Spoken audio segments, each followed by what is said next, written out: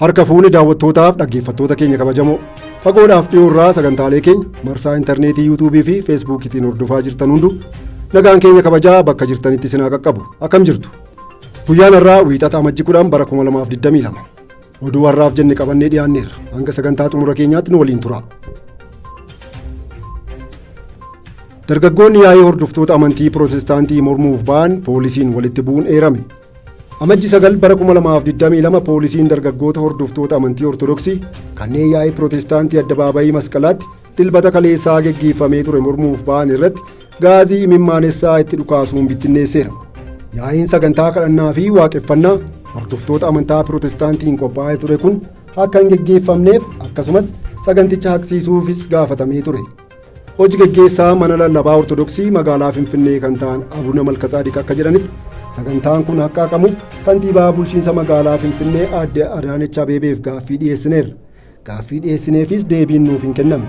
Saganticha haqsiisuus hin dandeenye jechuun ibsa waajjira isaaniitti kennaniin beeksisaniiru. Yaa'ii Addabaabayii Masqalaatti geggeeffame kanarrattis barsiisoti amantaa Pirootestaantii tokko ergaa Addabaabayii Masqalaa ni dhaalla jedhu ifatti dabarsuun isaanis dhaga'ameera. Ergaa jedhame kana ilaalchisuun barreessaan mana maree dhaabbilee amantaa Itoophiyaas ergaan Addabaabayii Masqalaa ni dhaalla jedhamee namoota dhuunfaatiin afarsamu walitti bu'iinsa kan uumuudha jechuunis dubbataniiru.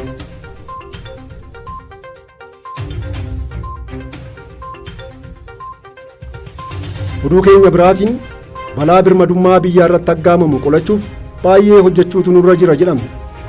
Ministeera raayyaa ittisa biyyaa Dr. Abrahaam kan kana jedhan haasaa baniinsaa sirna eebba gamoo waajjira olaanaa ministeera raayyaa ittisa biyyaa irratti taasisaniin Itoophiyaan bara baraan waraana diinota ishee keessaa fi alaa yeroo garaa garaatti irratti banan qolachuun birmadummaa ishee kabachiistee har'a ga'uu ishees kaasaniiru. Dhaloonni ammaa birmadummaa biyya isaa kabachiisuu keessatti hojii abbootiin isaa hojjetan yeroo itti irra deebi'uun mirkaneessuudha jechuunis dubbataniiru. Hojiin birmadummaa biyyaa kabachiisuu milkaa'inaan xumuramuu ilaalchisee hooggansi muummeen ministeeraa Abiyyi Ahmad kennan yeroo kamiyyuu irraanfatamuu hin qabu jedhaniiru. Gara fuula duraattis birmadummaa biyyaa cimsuuf humna, ga'umsaa fi hojimaata raayyaa ittisa biyyaa cimsuun daran barbaachisaa akka ta'es Dr. Abrahaam kaasaniiru. Oduu keenya biraatiin muummeen ministeeraa Abiyyi Ahmad finciltoota Tigraay fi qondaaltota siyaasaa himati isaanii addaan citee hidhaatii hiikaman akeekkachiisan. Muummeen ministeeraa loltootaaf ajajoota olaanoo waraanaaf badhaasi yeroo kennamu haasaa taasisaniin mootummaan isaanii aangawoota adda bilisummaa uummata Tigraay hidhaatii hiikuu isaatiin mormii isa mudateefis deebii kennaniiru.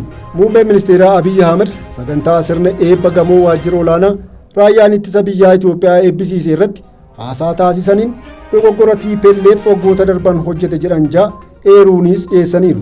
Osoo TPLF bakka lamatti qoodamee gariin isaa paartii badhaadhinaa waliin turuu danda'eera ta'eeti lammiilee isaa hedduu baraaruu danda'a ture.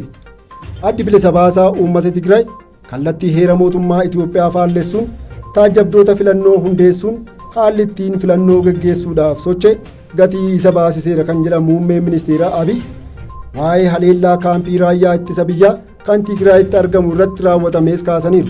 Raayyaan ittisa biyyaa Itoophiyaa naannoo Tigraay keessaa yeroo ba'etti hanganaa ba'an jedhee faana bu'e TPLF osoo irra deebi'ee yaadeera ta'eeti lubbuu dargaggoota Tigraay hedduu karaatti hafuurraa ni baraara ture jechuun dubbataniiru. Ammaan kana TPLF bitaaf mirgaatiin nu tuttuquu yaala kan jedhan muummeen ministeeraa Abiyyi dogoggora torbaffaaf kan imalu TPLF injifannoo gonfachuufillee yoo ta'e dogoggora ijoollee Tigraay irraan balaa lubbuun dhabamuu fi madaa'uu kan hordofsiisu waan ta'uuf dogoggorri isaa torbaffaan daandii irraa kaatee osoo hin deemin carraa irraa barachuu ittiin danda'u uumuun kan isaa ta'ullee akka masaanuu nun tuttuqinaa tasgabbaa jechuuniin barbaada jechuun dhaamsa dabarsaniiru. Itti fufuudhaanis kan nu tuttuqxan taanaan karaama beekamu adabbiin hamaa ta'e isin qaqqaba jechuunis muummichi ministeeraa Abiyyi akeekkachiisaniiru. Oduu keenya alaatti yoo ceenu raayyaan ittisa biyyaa Itoophiyaa bakkeewwan naannoo Tigraay garaa garaa to'atee ture keessaa ba'uun isaa kan hin eegamnedha jechuun ibsame. Raayyaan ittisa biyyaa Itoophiyaa waggaa darbe xumura baatii waxabajjii bakkeewwan naannoo Tigraay garaa garaa to'atee ture keessaa ba'uun isaa kan hin eegamnedha jedhan pirezidaantiin Eertiraa Isaayyaas Afeworqi. Pirezidaanti Isaayyaas turtii televezyiinii Eertiraa waliin taasisaniin murtee raayyaan ittisa biyyaa Itoophiyaa Tigraayitii ba'uu isaa tooftaaf jecha of duubatti deebi'uudha jechuunis dubbataniiru. Waggoota 30 oliif Eertiraa kan bulchan pirezidaanti Isaayyaas gaaffii fi deebii kallattiin televezyiinii biyyattii irratti darbeen lola Tigraay irratti akkamiin akka hirmaatan ilaalchisuunis waraan isaanii gara Tigraay kan seen misaa'ila TPLF dhukaaseen akka ta'es dubbataniiru. Humnootiin TPLF Eertiraa keessatti bakkeewwan 100 irratti xiyyeeffatanii turan kan jedhan bulchaan Eertiraa kun sababa kanaaf ofirraa ittisuuf jecha akka lolicha irratti hirmaatanis ibsaniiru. Kana malees bulchaan Eertiraa kun dhimma naannawichaa haala Eertiraan itti jirtu akkasumas siyaasa idil addunyaa irratti xiinxala siyaasaa kennaniiru. Pirezidantiin kun bulchiinsa mootii Haayile Sillaasee irraa eegalee sirna TPLF keessatti adeemsa uummata Eertiraa miidhu jiraachuu isaa gaaffii fi deebii kana irratti dubbataniiru. Itti dabaluunis haala waggoota 80 ture kana biyyi isaanii xiyyeeffannoon akka hordoftu gadi jabeessanii ibsaniiti jiru.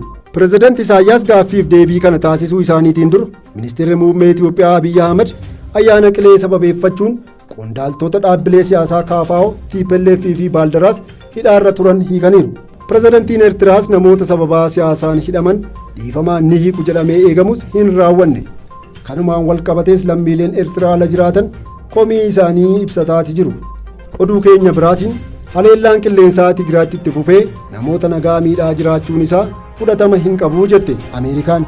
Waajjirri dhimmoota Afrikaa waajjira hajaa alaa Yuunaayitid Isteet yaada tiwitara gubbaatti maxxanseen haleellawwan qilleensaa Tigraaytti itti fufaniin namoonni nagaan miidhamuun fudhatama kan hin qabnedha jedheera. Waajjirri hajaa alaa Ameerikaa kun dhukaasni akka dhaabatuuf humnooti lamaan waliigaltee irra akka ga'aniifis irra deebiin waamicha godheeti jira. Dhukaasni akka tattamaan dhaabbatu mariin biyyaalessaa hunda hammatu atattamaan akka eegaluu fi lammiilee deeggarsi namoomaa isaan barbaachisu hunda deeggarsi akka qaqqabu waamicha goonuu ni cimsina jedheera waajjirichi. Egaan hordoftoota Finfinnee Maltiimiidiyaa oduun har'aaf qabanne kana fakkaate ture. Oduu har'aa qopheesse kan isiniif dhiyeessan Adaana Tasfaayiiti. Waan waliin turtaniif galatooma. Oduuf qophiileen keenya biroon dafee akkasiin qaqqabuuf YouTube chaanaalii keenya subscribe, share, like gochuu hin dagatina. Yaada yoo qabaattan finfinnee radio@gmail.com nuuf ergaa.